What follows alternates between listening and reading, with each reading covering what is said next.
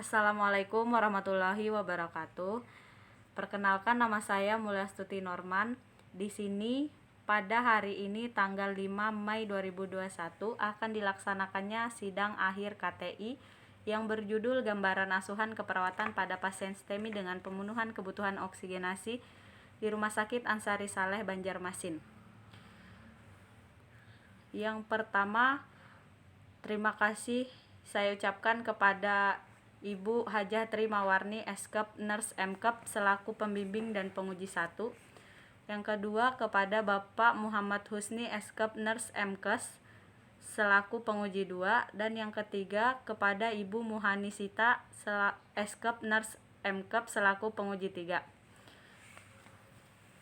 Saya akan menjelaskan latar belakang. Yang pertama, di sini STEMI adalah penyebab utama kematian secara umum dalam 5 tahun terakhir. Penyakit jantung berdasarkan diagnosis dokter di Indonesia terbesar dengan peringkat prevalensi tertinggi Provinsi Kalimantan Utara. Berdasarkan hasil penelitian menunjukkan bahwa 17 pasien mengalami STEMI dengan angka mortalitas 11,8. Rata-rata usia pasien STEMI 57 tahun, didominasi laki-laki 88,2% dengan faktor riwayat risiko penyakit jantung 35,5. Selanjutnya, rumusan masalah. Di sini bagaimana gambaran asuhan keperawatan pada pasien STEMI dengan pemenuhan kebutuhan oksigenasi di ruang ICU Rumah Sakit Ansari Saleh, Banjarmasin. Masuk ke tujuan. Di sini ada tujuan penelitian umum, mampu melaksanakan asuhan keperawatan, dan tujuan khusus merumuskan diagnosa, pengkajian merumuskan diagnosa, menentukan rencana, melakukan implementasi pendokumentasian. Kemudian manfaat penelitian bagi pasien, bagi institusi, bagi perawat, dan bagi penulis. Selanjutnya tinjauan pustaka, ada definisi. Yang pertama, STEMI merupakan salah satu jenis serangan jantung yang sangat serius di mana salah satu arteri utama jantung yang memasok oksigen dalam darah yang kaya nutrisi ke otot jantung mengalami penyumbatan sehingga terjadi penurunan saturasi oksigen mengakibatkan gangguan kebutuhan oksigenasi. Kemudian etiologi, di sini berkurangnya suplai oksigen ke miokard. Menurunnya suplai oksigen disebabkan oleh 3 faktor, antara lain faktor pembuluh darah, faktor sirkulasi, dan faktor darah. Yang kedua, meningkatnya kebutuhan oksigen dalam tubuh. Selanjutnya, manifestasi klinis, nyeri dada sebelah kiri.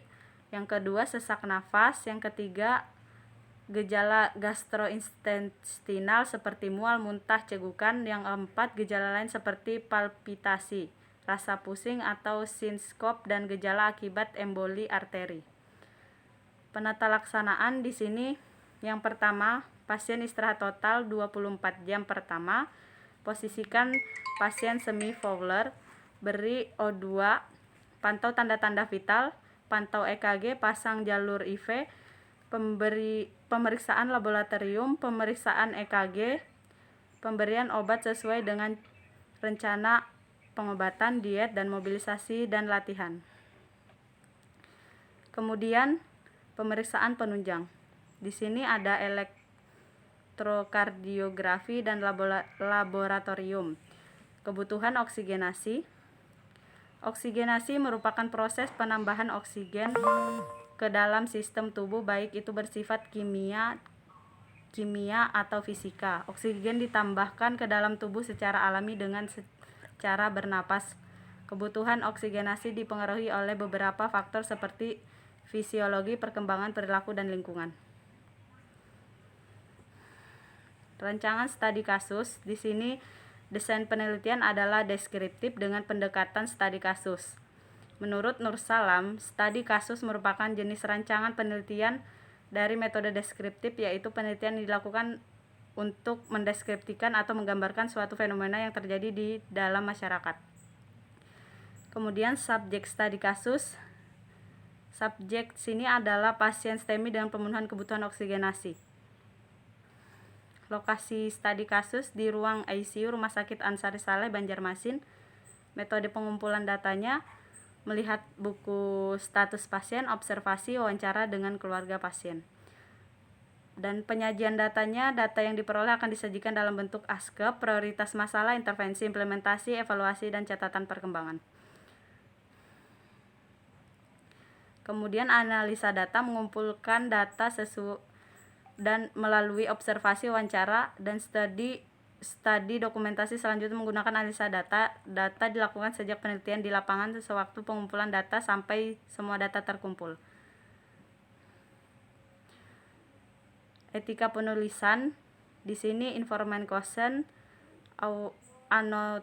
anonymity,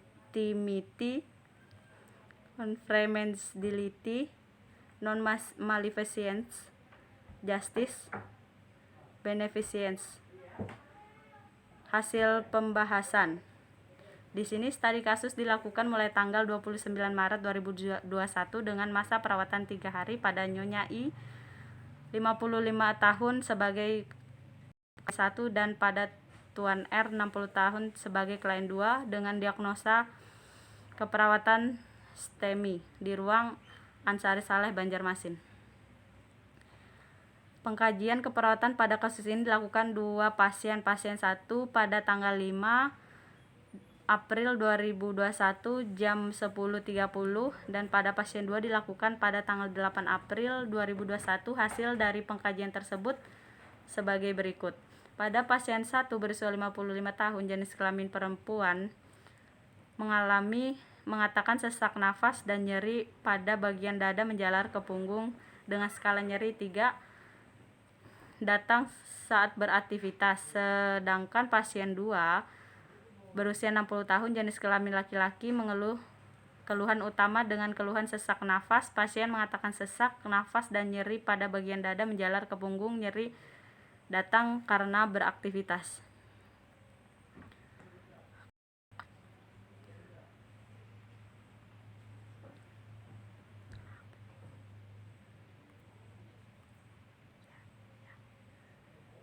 Dari hasil pengkajian klien 1 dan klien 2 dapat disimpulkan bahwa dari keluhan dan gejala yang dirasakan klien, teori yang ada yaitu ketidakefektifan pola nafas dan nyeri yang berdasarkan penegaknya menggunakan Nanda Internasional 2015. Intervensi yang dibuat telah disesuaikan dengan rencana tindakan sesuai dengan landasan teori penulis, yaitu yang pertama, kaji lokasi, tipe, intensitas nyeri, dan skala nyeri, mengubah posisi pasien sesuai dengan keadaan pasien, ajarkan teknik guided imagery, kolaborasi pemberian analgetik sesuai indikasi.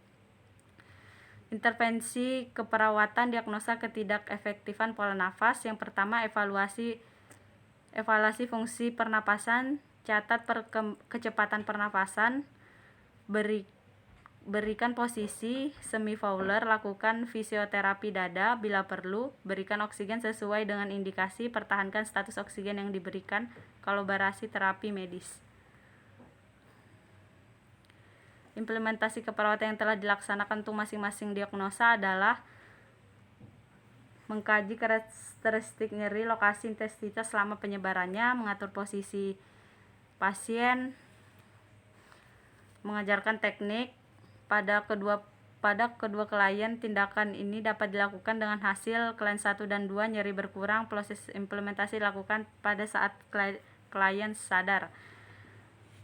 Implementasi keperawatan dan diagnosa ketidakefektifan pola nafas, mencatat kecepatan pernapasan serak, memberikan posisi semi Fowler, mempertahankan oksigenasi sesuai dengan indikasi. Dokumentasi pengkajian, perumusan diagnosa keperawatan, perencanaan keperawatan, implementasi keperawatan, dan evaluasi telah didokumentasi sesuai dengan standar format yang ada. Terima kasih.